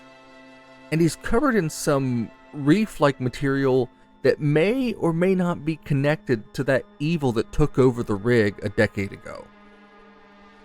Now, I don't think the side rooms are all mandatory to search, but why would you want to miss anything in a game like this? Especially when nothing is stalking you yet. The exploration here is some of the most tense play that I've had in a game in ages, and at this point there's really nothing to even be afraid of.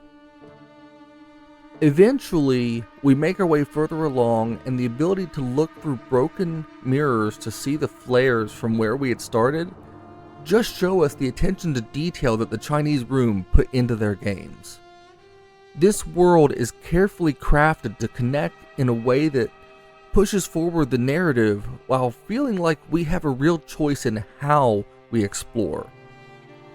And even as I'm going through my footage, I can see areas now that I missed, because there's just a lot to take in.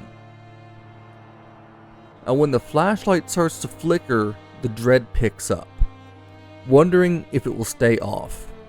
I was absolutely terrified by the flickering, wondering what was nearby to cause it.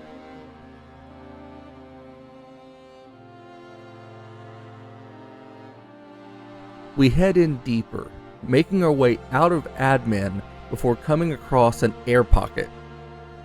I didn't know what to make of this when I found it.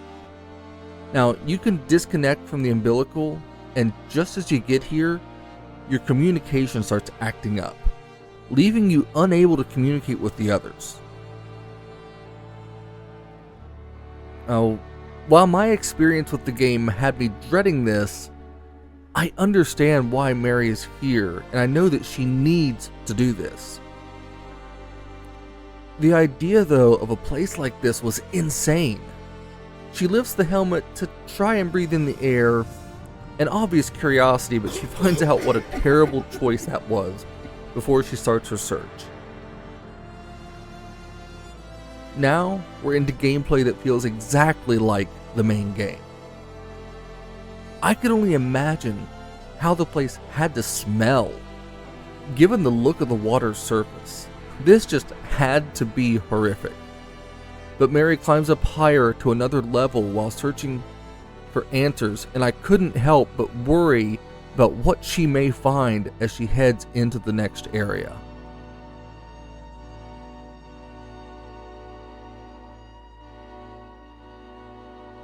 Now there's water leaking into the area as we go, making the decision to explore deeper into this area even more unnerving.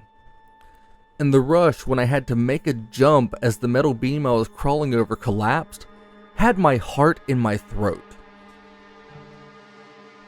After dropping out way down into a lower level, we find one of the spirals left by the shape, and Mary is clearly startled by it. It's a reminder of what really happened here, and as we move forward, it's these bits of the past that create such a powerful tension. Playing this, you're just waiting on something terrible to happen. Climbing higher, wondering if you'll fall, if something is about to break or collapse, or something worse. Mary doesn't know what she's dealing with, but if you've played through the game already, we do.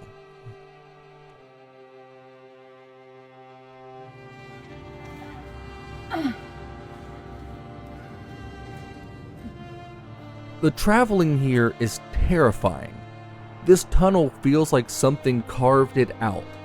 And as we go deeper back into the rig where we see remains of the massive creature, shape, whatever it is, inside the room, it's dead, thankfully, but the husk is there. And I think I remember this room, moving past this thing as it would try to lash out, but we have to keep moving.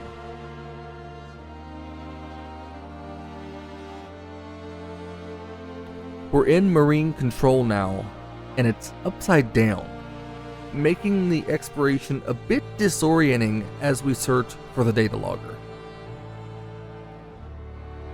Okay, well, this is something at least. Now back to the bell.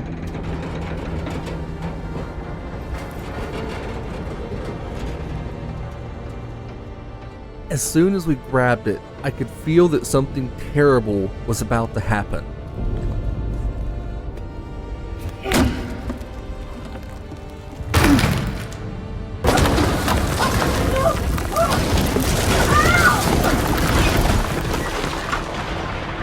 And we collapsed as something pulled us back, and that familiar flash of that plasmatic horror over the screen, before we wind up on the Isle of Skye, completely disoriented. Let the fairies take me.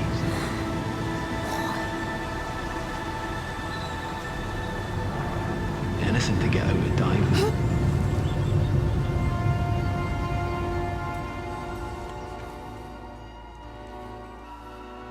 And before we can even move, we collapse. Waking up again in an area where we're sinking under the water, panicking as we try to get our bearings, knowing that we have to find our way back to the bell. The bell, where does the bell from here?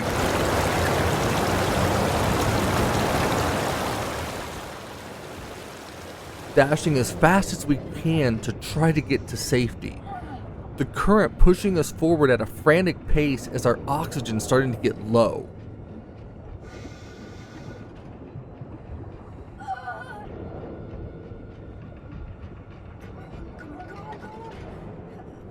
Eventually, it leads us to the end of a pipe where we can cut our way free, seeing lights and being terrified to see how much more of the rig was down deeper in this trench as we make our way back up to the bell. Is that how much is falling down there? I've got to get there. Rob. And from here, for a moment, I thought we were finished. I expected this to be a bit of an anticlimactic journey that was still enjoyable enough. Approaching final depth. Halting descent. Confirm depth. 237 meters, Hans. Perfect. Good. Let's run the checklist. And we get up into the bell and rest. Rob's checking on us and lecturing us for running off. Mary then tells Rob about what she found, and the discussion here is intense. The desperation in Mary's voice shows how desperately she needs to know what happened on this rig. What happened to her dad? They assure Hans that they will do everything by the book, and he reluctantly agrees to help them search deeper now into the trench before they stop to prepare for the deeper ascent. Sitting in the bell with Rob was a nice break in the journey. It's understandable that Mary wants to do this, and Rob, her friend, tells her that she can go ahead and he'll smooth it over with the boss before Mary dives deeper. From here, we head back out, about to go far deeper than they had planned. She makes her way down deeper into the trench, getting a briefing from Rob before heading down in search of the crew cabins.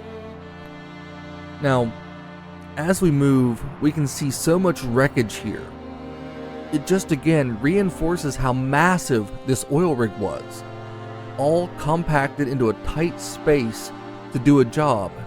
Now, it's just seemingly endless wreckage. As we go, we find the flare that fell, and we see a rushing current that blocks our path, leaving us to search for another way in. Now, along the way, we find some keys that were Gregor's, remembering again why we're here. Something small to give back to his family. And it's not much, but sometimes the little things like that can mean a lot.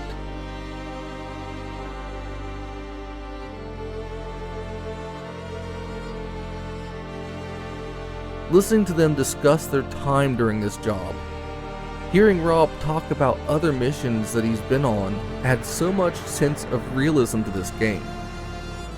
Which is really nice because things aren't too far from getting really crazy. Now, after spending far more time than I am proud of searching, I finally realized the simple way to cut off the flow so that I could proceed and head deeper into the wreckage. Moving through all this stuff, and I have to say that seeing bits of bolts, as well as floating debris like a soda can in the water, the way that the paint is cracking and peeling away because of the water's rush and the disabling, damning power of the salt water of the ocean. It's just wild to see how real it all looks. I cannot stress enough how immersive this game can be.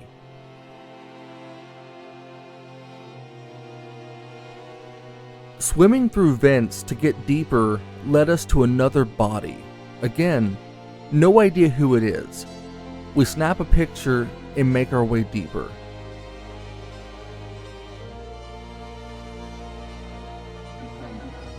As we travel, we're able to get some audio pulled up from the data logger, and it is horrific to listen to as we make our way through.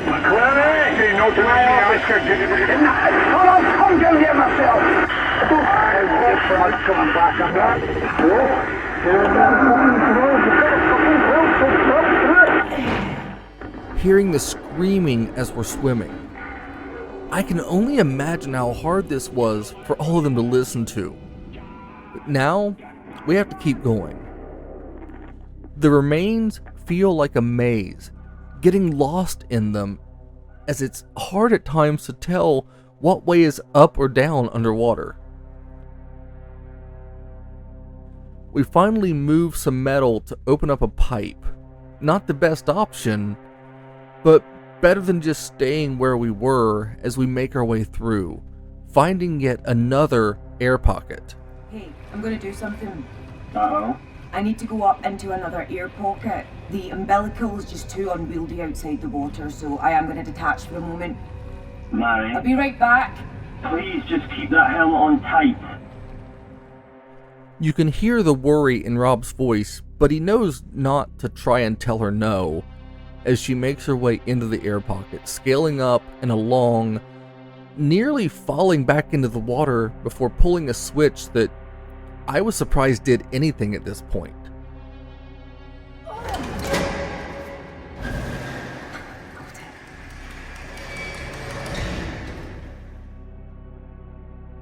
We then find another body, but Mary seems a bit confused and concerned over who it is, choosing to just move ahead as we make our way deeper. Crawling down more bars as we try to cross over to another area before falling back into the water, and from here, I realized that it was the same area that we started in, and I reattached the umbilical.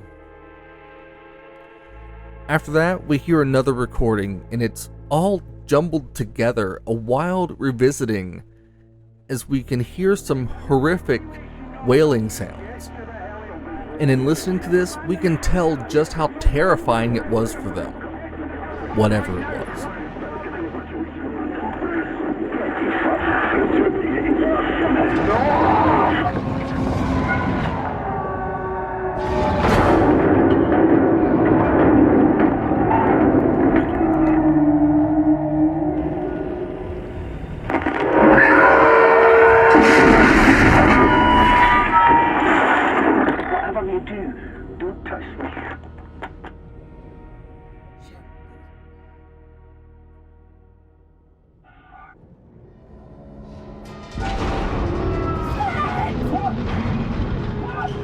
As we keep going, the vent that we are in begins to collapse and we have to dash out of it. And there, the umbilical gets stuck. Shit! Come on, you bastard! Good enough, Mary. You're cutting out! The umbilical's stuck! I can't get it loose! Our communication with Rob shuts down as we're in a room I remember pretty well from the game, and we head out to look for an exit with no umbilical, no connection to Rob, just desperation and our wits as we make our way through another cramped space. Soon after that, we do end up running into Rob, and Mary tells him that something is here, but he tries to keep her going, offering her a ton of flares as her light is starting to die. I don't know what to do. There's got to be something. A broken wall, a hole in the ceiling. The torch keeps breaking. I can't even see. Oh, shit. Rob! I have a ton of these flares. Take them. Listen, you're going to find a gap. You're going to come out. We'll have 2 weeks in decompression, and you can force me to listen to simple lines on repeat if you like. You have to sing all the la la las this time. Promise. Right, go on. I'll see you in the bell in a minute. Don't you forget about me, yeah? Yeah. After this heartfelt moment, we're alone again, backtracking and trying to find a way out, carrying flares as we swim. It's harrowing, but I felt that familiar desperation to survive, that drive to push harder as we push forward.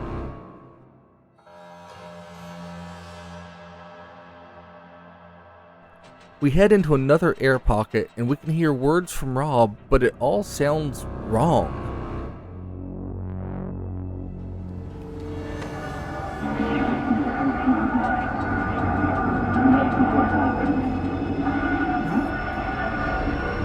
Oh God, the umbilical?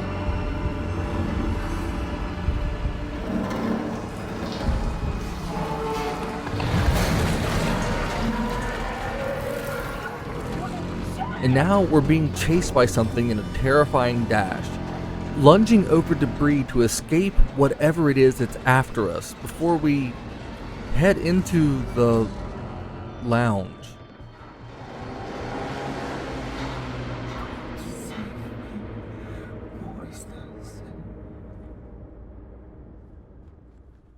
Something is very wrong here.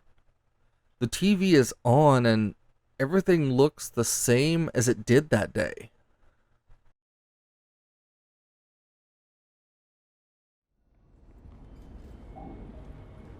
Seeing the rig back in good shape as we hear voices was one of the most terrifying experiences that I had in this entire game.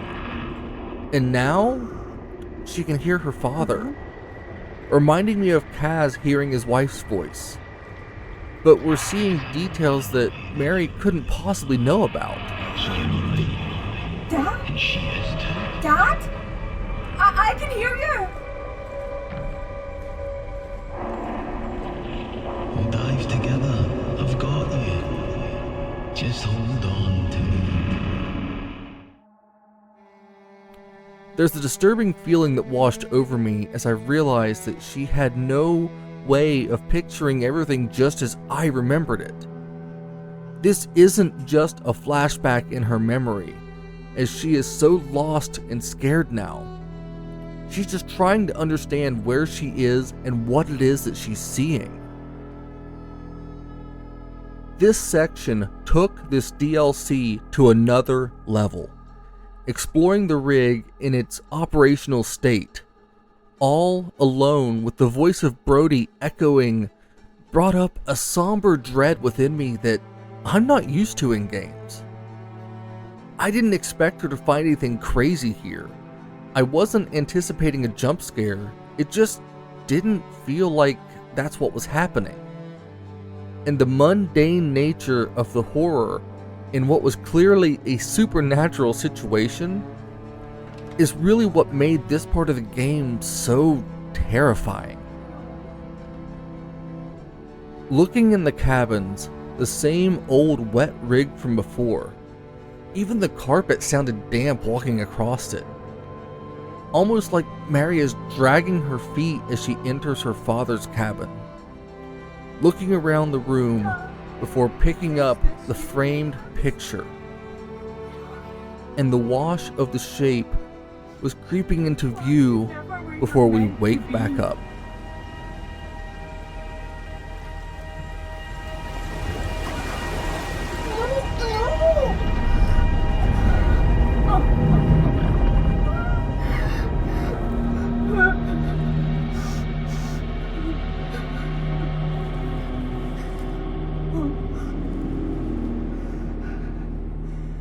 We're in his room, but it's in a current state. Mary's tortured by this, but she knows that she has to move. She continues to push on, trying to find a way out and realizing that there's no real way for her to have gotten to where she is now. But we don't have time to think about that. We're running out of air. We have to get out of here. We stopped and picked up another relic, but by this time, we knew that that wasn't the goal anymore.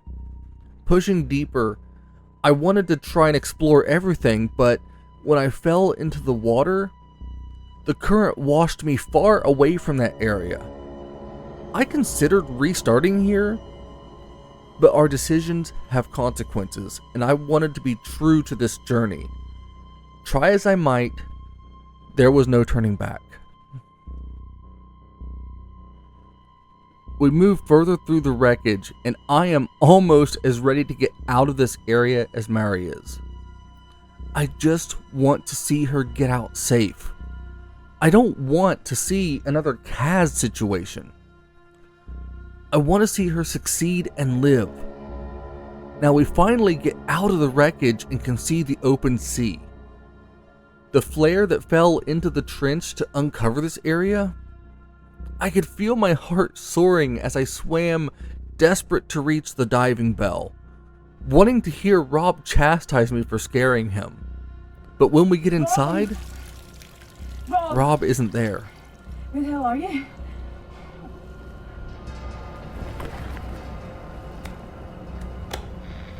Hans, what's going on? Rob's not in the bell. Where is he? Hans, are you there?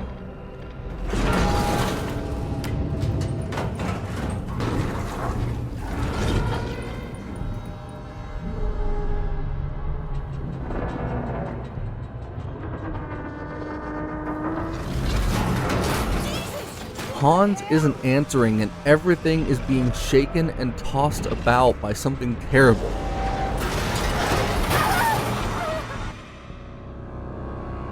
Christ!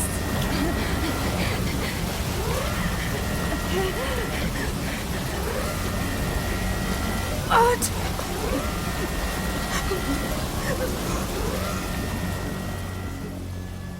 Mary wakes up in the bell, and it's damaged and taking on water. She puts her helmet back on and heads back into the ocean, knowing that she can't stay here now. After turning and looking, the bell isn't where it was. Something is wrong.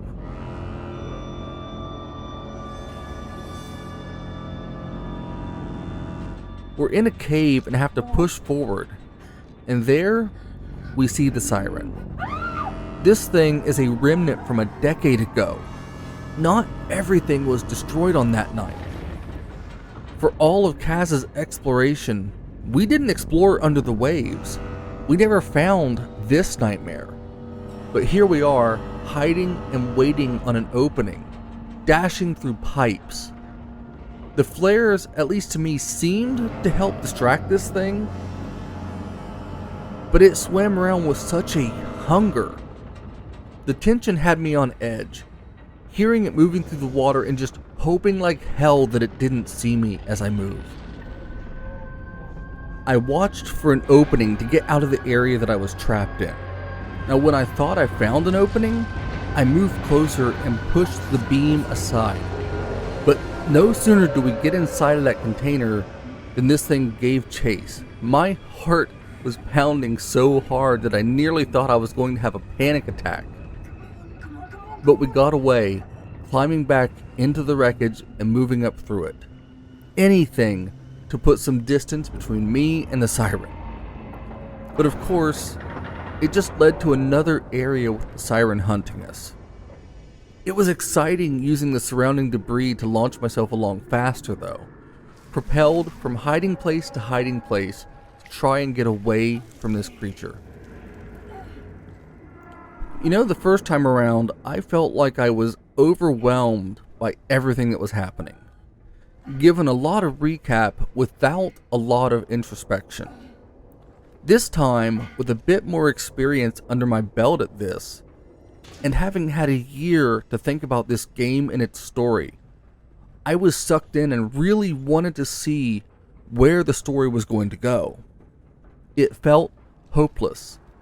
The dive bell wasn't even where it was supposed to be. I'd been taken between reality and the past.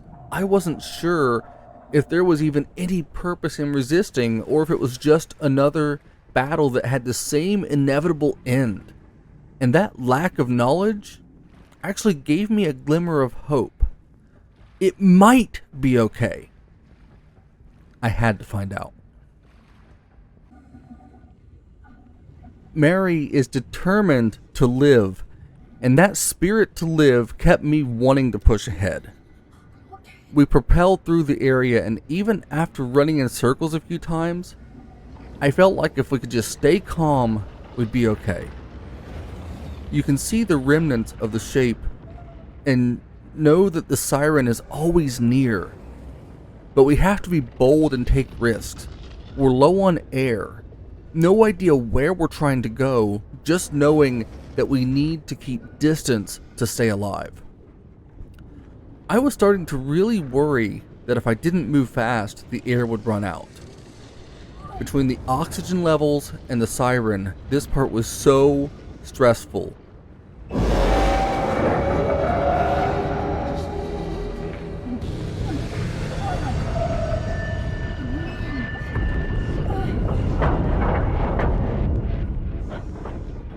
Leading to another mad dash, swimming away through the wreckage of the old Baradee, to try and escape the shape, seeing flashes along the way before hitting a current that pushed us along a cave, and as we moved, the air level was dangerously low. And just as we got out of that area, seeing a structure lit up, the air was running out, and Mary began to open up about her regrets as everything slowly faded to black. My heart sank. But then,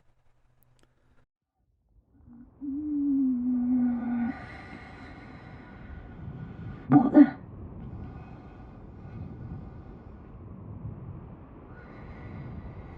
Mary wakes up to find a door in front of her and swims to it, grabbing a hold and opening it up to head to the Isle of Skye.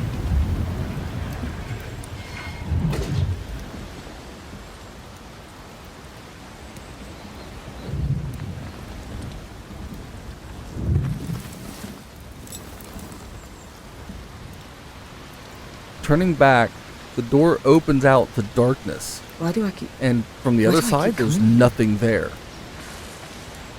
It's a hazy Scottish day. It's raining and the fog is setting in. I wondered what was wrong here. It was peaceful. Perhaps Mary didn't make it? Could this be a dream?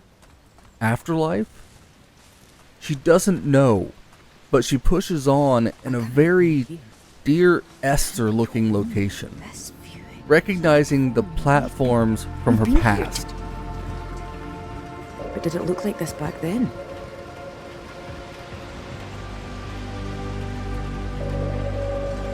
Is that you? Dad! Dad! It's me! Hold on! I'm coming! She sees her dad and calls to him, rushing down the path to the water's edge to reunite with him. Please be you. At this point, Mary wasn't thinking about him being dead, thinking perhaps she could save him. And as unrealistic as it sounds, I kinda get it.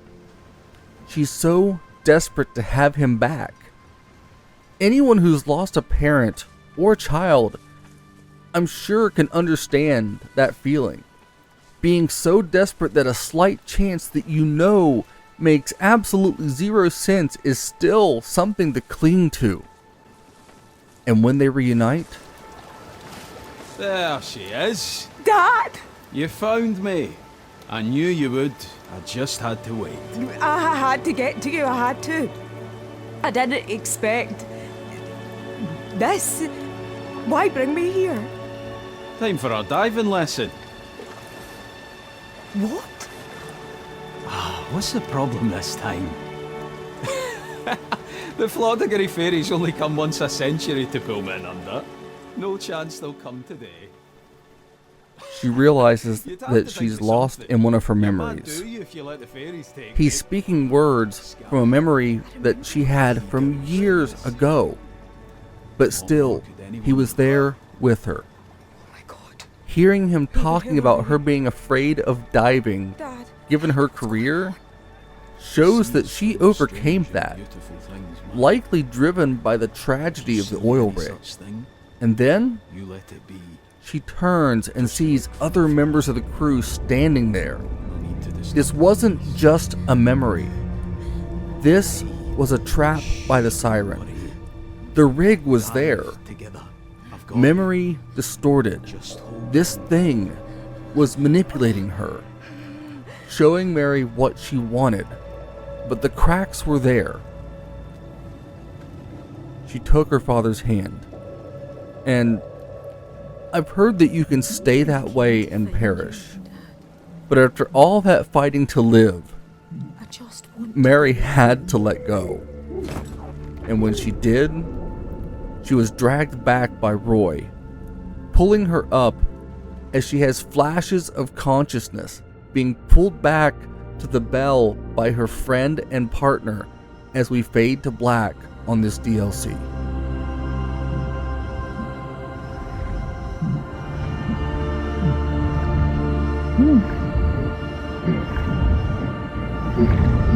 I'm going, just stay with me. Hold on, alright? No! Just hold on. I've got you. I've got you.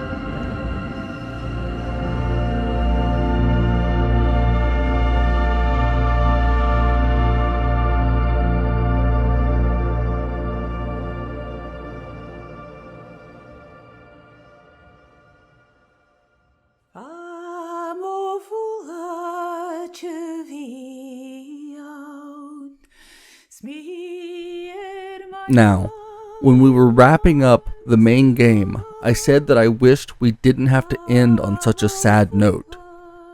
But here, even though the ending brought tears to my eyes, it didn't feel quite as sad. More like a cold compress placed on my heart. Uncomfortable yet somehow soothing.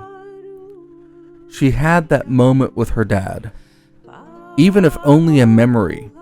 And while it's left open-ended, I believe that she was actually saved by Roy.